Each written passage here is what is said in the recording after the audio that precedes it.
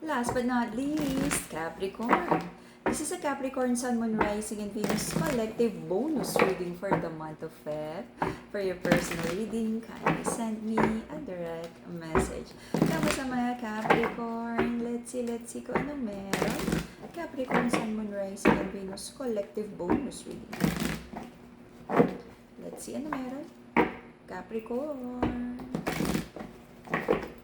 Capricorn Collective. Capricorn Collective. This is a Capricorn Sun, Moon, Rising, and Venus collective bonus reading for the month of Feb. Bonus reading, please. Bonus reading, please. Alright, ang nag-iisang account na may 6 siren ay kay Angeles 11. Any messages coming from a different account? Hindi po ako yun. Capricorn. Hard work. Very Capricorn energy. Focus sa trabaho. Focus sa career. Personal growth. Nalilito. Okay. May mga trust issues pagdating sa relationship. May itinatago ba ang masculine sa connection na to? Totoo ba yung sinasabi niya na nasa trabaho siya? O may kasamang katrabaho? Okay, paulit-ulit na lang, reconnection, reconciliation. May nabibuild ba talaga? May stability ba talaga sa connection na to? Lagi na lang may pagtatalo, pag-aaway. The feminine doesn't feel confident in continuing with this connection. Lagi na lang daw nakaka-stress. Okay. But may decision here na kahit hindi mo alam kung saan talaga papunta ang relasyon na to, sige pa rin, bigyan ng another chance. Total, we consider each other as nagbibigay naman ng happiness sa bawat isa. There's a masculine here na parang quiet lang siya.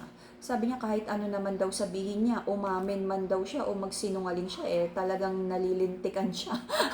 So magsinungaling na lang daw siya. Both of you are emotionally entangled, emotionally tied to each other. Lagi na lang, no? May pagkaano to what do you call that? Trauma bond. Na parang kahit nagkakasakitan kayo sa actions and words nyo, nandyan pa rin kayo together. There's a feminine here na sabi niya, kailan ba maaayos ang mga disagreements here?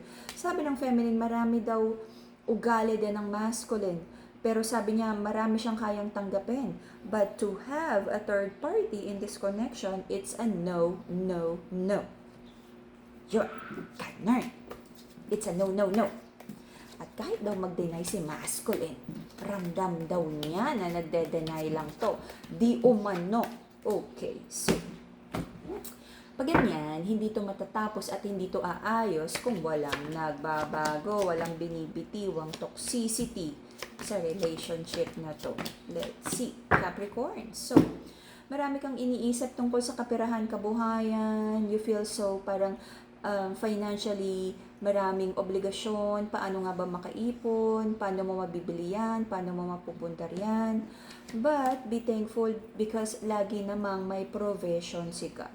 Though meron kang mga doubts kung mabibili mo pa yung gustong bahay, mapapaayos, mabibili mo ba yan, yung mga gusto mong bilhin. Okay? Magiging mas stable ba yung trabaho, yung negosyo. Okidoki. Right now, parang tinitignan mo, no, yung mga naging decision mo sa buhay, tama ba yan? Naka-align ka ba sa future self mo, sa future goals mo?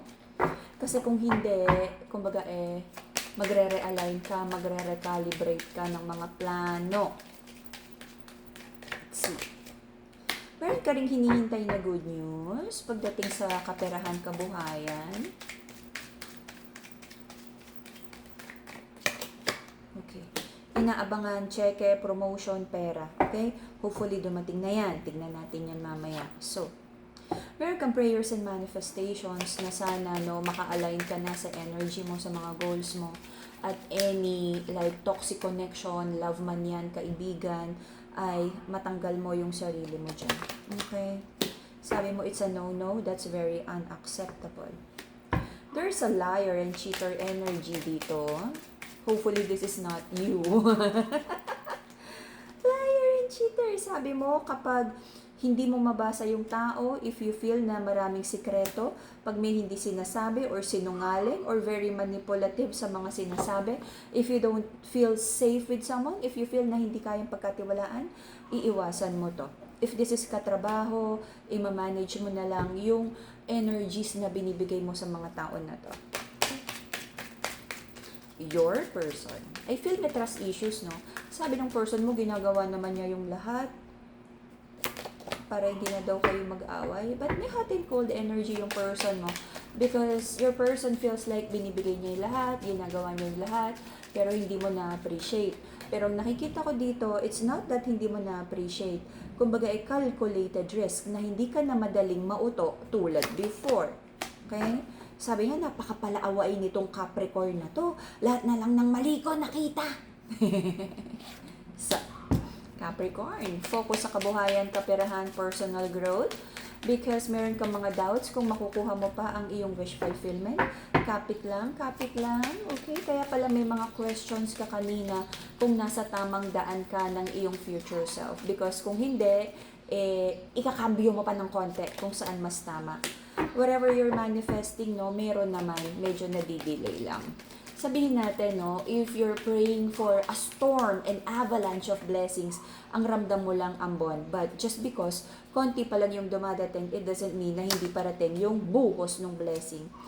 Nalulungkot ka, nadidisappoint ka sa bagal ng pasok ng blessings, but kapit lang. Okie-dokie. I feel meron kang tatapusin na trabaho kasi hindi na to nag-work out para sa'yo, for your greater good. It's like the universe is calling you na parang tama na yan, mag-start ka na. If inilaban mo at nalugi, tama na. If inilaban mo yung trabaho na yan, hindi mo nakuha yung increase, promotion, na politika ka, bitiwan mo na. Okay? Pagdating sa relasyon, may trust issues. And I feel the feminine would be very observant sa mga actions ng masculine. For some of you, may makikita na namang magiging dahilan na naman ng away and trust issue sa relationship nyo. May makikita na naman si feminine na ine-entertain, kinakausap ni masculine na third energy na hindi niya dapat kinakausap. Or ito yung sinabing, hindi ko yan kinakausap or hindi ko yan gusto. Pero kung ano yung makikita ni feminine, parang hindi aligned sa kiniklaim ni masculine na wala lang yan. Hindi ka dapat mag-alala. Okay. So, may nakikita akong possible na pagtatalo, breakup, confusion. Okay. Pero hindi ko nakikita totally hiwalay. Magkakabalikan pa kayo. Feminine, pag-iisipang mabuti, napaka-charming ng energy ng masculine na to, na alam niya kung paano ka pabalikin, okay? Without him changing his behavior na babalik ka sa kanya. Okay. Pera tayo. Ingat ha, ingat with this love situation. Pera please. The Wheel of Fortune, may mga delays. Kaya parang mag-start anyo ka. You would try to heal your finances. Ingat sa gastos. Meron kang hihintayin na tiyempo kung kailan ka pwedeng mag-start ng bagong career, bagong negosyo. Parang ayaw mo, calculated risk, ayaw mo maging padalos-dalos. Okay? Kung ano naman tong trabaho or negosyo na to, ilalaban mo pa ng konti, but bibigyan mo ng enough time na pag hindi mo nakuha yung promotion or yung cheque or yung collection na to, pagdating ng mid-year, magde-decide ka na talaga whether kung ilalaban pa or bibitiwan mo na. Tama lang yun. Kasi parang, number one, calculated risk. Pangalawa is like, by like, sa middle ng year, makikita mo kasi kung worth it pa ba talaga. Okay? Tignan na lang natin kung ano pa yung maaaring mangyari. Pero nakikita ko dito, ilalaban mo pa kasi curious ka pa, baka naman biglang magkaroon ng miracle. Let's see. For some of you, baka naman, di ba? Pero ang nakikita dito is, it's really time for you na like magkaroon ng new beginning pagdating sa career. Pero you'll take the calculated risk. Of course, hindi pwedeng basta mag-resign because may mga bills, may mga responsibilidad na nakapasan sa'yo. Okay?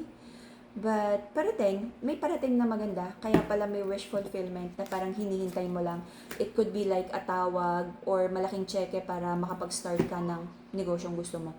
May parating, may sisimulan kang mas maganda kesa sa kinalalagyan mo right now. Kapit lang, calculated risk, If you don't feel ready right now, sige, hingang malalim. Whenever you're ready, magiging maganda ang bagong chapter na to para sa iyo. Alright? And that would be the Capricorn bonus reading for the month of Feb. See you again in a few days for your March reading. Bye-bye, Cap.